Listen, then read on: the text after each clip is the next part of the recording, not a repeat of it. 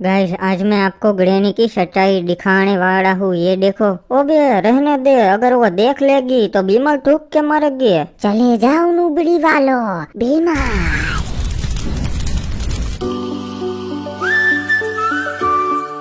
Hey guys, good morning, welcome to criminals blog. Guys आज मैं vlog बना रहा हूँ क्योंकि नुबड़ा क्रिमिनल अभी तक सो रहा है। ये देखो साला पूरी रात अनुपमा ही देखता रहता है। इसे छोड़ो, हम पीगू के पास चलते हैं। ओए बाबू आप खाना खा लो, मैं आपको थोड़ी देर बाद कॉल करता हूँ क्योंकि वो नुबड़ा हिप्पू मेरे पास आ रहा है। पीगू, मेरा पीगू, ये देखो हिप्पूदा आ गए है। ओए नुबड़ा आ गया, ओए नुबड़ा आ गया। ओए ओले ओले ओले गाइस, ये देखो पीगू मुझे देख के कितना खुश हो रहा है। अरे दोपहर के 12 बज गए नुबड़े, तू अभी तक सो रहा है?